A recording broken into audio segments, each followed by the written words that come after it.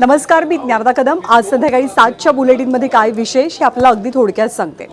आजचा दिवस अर्थातच गाजलेला आहे तो ठाकरे बंधूंच्या जाहीर झालेल्या युतीमुळे। ठाकरे बंधूंची युती जरी जाहीर झालेली असली तरी ती केवळ सध्या मुंबईपुरती जाहीर झाली आहे। युती जरी जाहीर करण्यात आलेली असली तरी जागा वाटप कसं असेल, कोण कुठल्या आणि किती जागा लढवणार याबद्दल कोणतीच स्पष्टता नाही। त्यामुळे युती जाहीर होऊन सुद्धा ठाकरे बंधूंच्या युतीबद्दल बरेच प्रश्न अनुत्तीर्ण आहेत। दुसरा मुद्दा म्हणजे एका तारखेचा 18 डिसेंबर 2005 ही 30 तारीख जेव्हा राज ठाकरेंनी शिवसेना सोडली आणि आजची तारीख 24 डिसेंबर 2025 बरोबर 20 वर्षांचं अंतर, बरोबर 20 वर्षांचा वेळ लागला दोन्ही ठाकरेंचं मनोमिलन पुन्हा होण्यासाठी।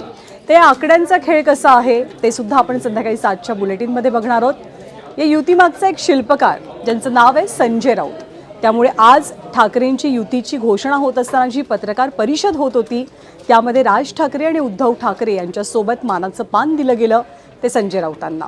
त्या सगळ्या घडामोडी आपल्याला जाणून घ्यायच्यात, पण इकडे ठाकरेंचं जुळलेलं असताना तिकडे पवारांचं काय होतं आहे आणि मुंबईमध्ये शिवसेना म्हणजे एकनाथ शिंदेंची शिवसेना आणि भाजप हे एकत्र लढतात हे पक्क आहे, पण बाकी कोणाचे काय कॉम्बिनेशन्स आहेत, खास करून वंचित आणि काँग्रेस काय भूमिका घेणार, काँग्रेस आणि राष्ट्रवादी काय भूमिका घेणार याबद्दल कुठलीच स्पष्टता नाही। महापालिकेच्या अनुषंगानं नेमकं काय काय घडतंय, युती आघाड्यांचं काय गणित आहे, सगळ्याचा सविस्तर आढावा थोड्याच वेळात न्यूजरूम बुलेटिनमधनं।